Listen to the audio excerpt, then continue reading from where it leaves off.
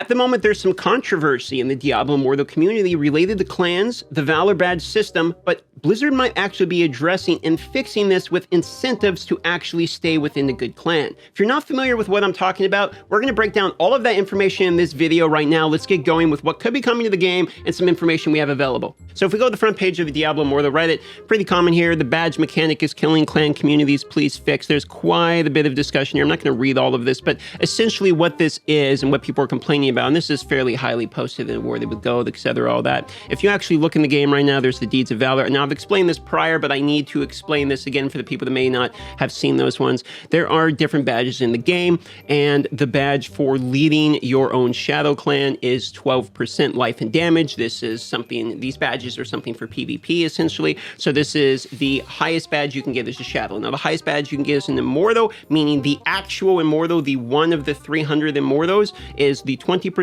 This is fairly unrealistic. I've broke this down in a different video. You're welcome to watch it, and I'll have a link to all that. But essentially, this isn't going to happen for people. The 12% might happen, but again, you have to be the actual Immortal. Most of the times, if you're an Immortal, meaning anyone except one of the 300 people out of the 3 clans is only getting an 8%. For this reason, being an Immortal is going to give you the same rewards as basically being a Shadow, except in the scenario where what you actually do is you create your own Shadow clan by yourself, and because the activity, loyalty, impact, and participation is not tied to the clan per se, but it's actually tied to just the Shadow side of it, in its entirety, you can effectively have a clan of 1 and receive a higher reward than being in one of the best clans in the whole game as an Immortal. So effectively, being an Immortal is not only not worth it from the reward side, but it's also factually worse than the clan, for the clan badge side. It's better to just make your own, and then because of that, what's happening is they're saying it's killing the clan community. Basically, people are leaving clans because they realize it's better to be a Shadow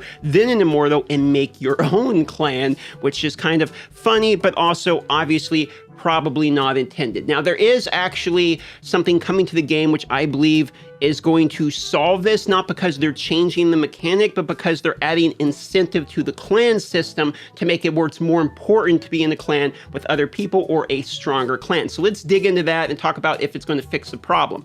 Now, the good community friend Datamine ARPG that's been part of the reason we have so much of this information, and a good chunk of the reason we have so much information, shout out to him, talked about this way back in January about the Cursed Towers, which is new clan content / PvP. He breaks down effectively what he thinks it's going to be. Essentially, if you look at this, it looks like gold, experience, etc.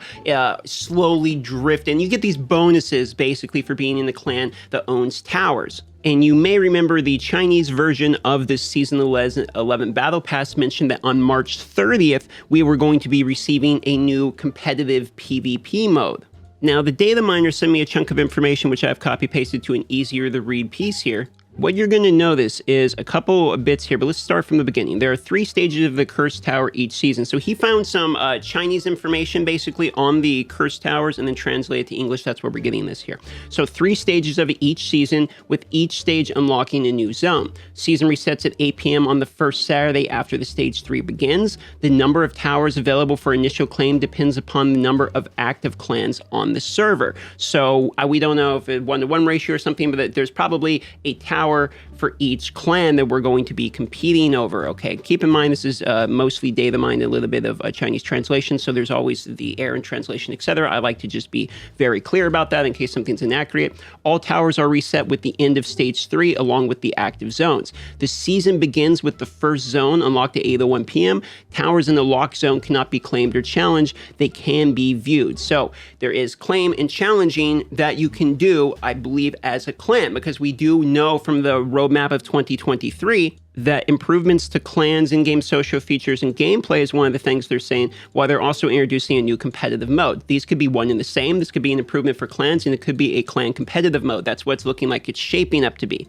Let's go ahead and continue here. Clans can take control of a tower by opening the tower and cleansing it of its corruption. To cleanse the tower, clear corruption throughout the tower, return the corruption to the purification brazier at the center of the tower, Brazier, I guess not Brazier. That's something different now, isn't it, chat? So when enough corruption has been cleared, the player with the most cleared corruption gains control of the tower for the contested towers are taken over by the clan that is able to clear the most corruption. So this is the key part here. Contested towers are taken over by the clan that's able to clear the most corruption.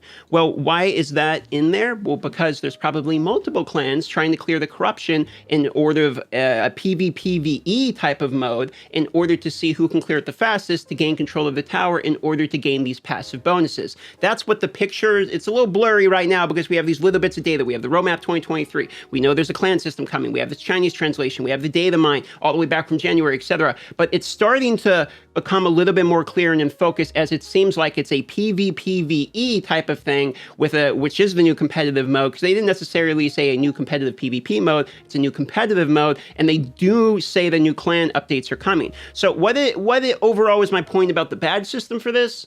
That if these towers are effectively important, meaning we go back and we look at the actual curse towers and it looks like a maximum it accumulates gold, it accumulates experience, etc. If that is accurate and you're getting passive rewards, then the question is, are those passive rewards and the clan mode giving rewards more important than a 4% bonus in life and damage per badge, meaning a total of a 12% life and damage increase in PvP in particular? That's the decision to be made. Now, we don't know the 100% confirmed straight from Blizzard official rewards, but if the rewards of the tower are significant enough, or if even the mode is fun enough, and it requires your clan to have to beat another clan, there's either one of two things going to happen. Everyone's still in a solo clan, and it almost becomes a 1v1, okay?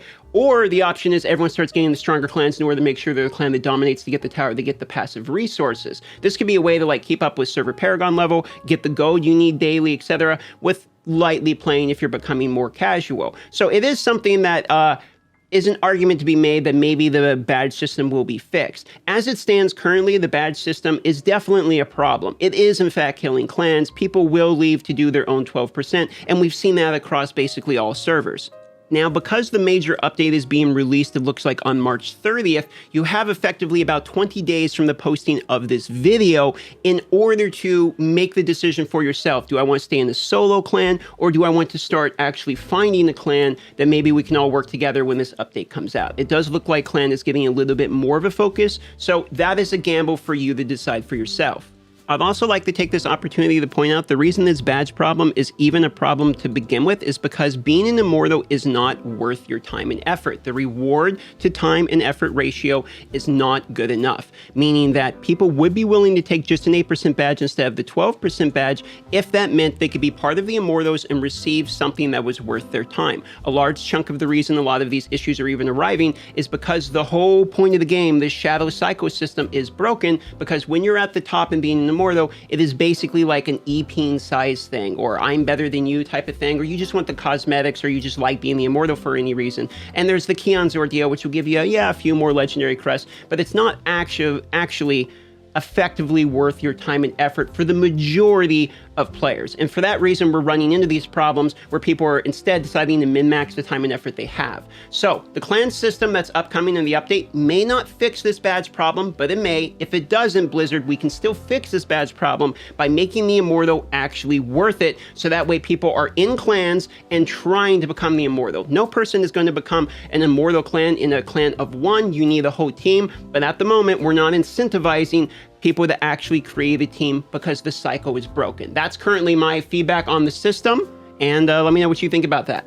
And because it is Friday, Fishing Friday, shout out to Sunladen for having the largest fish of the week. It looks like swordfish is pretty much always going to win because we're going by the weight. So this is sort of a swordfish competition, but the largest weight fish at the moment for this week would be Sunladen. He's going to be receiving the title of the Immortal Angler, and you can join that competition every single week where we post our largest fish. If you wish to click on the Discord link, that'll be in the description. You can join the Discord and talk to us all there. That's it. That's your news information for today. Love you all. See you on the next video.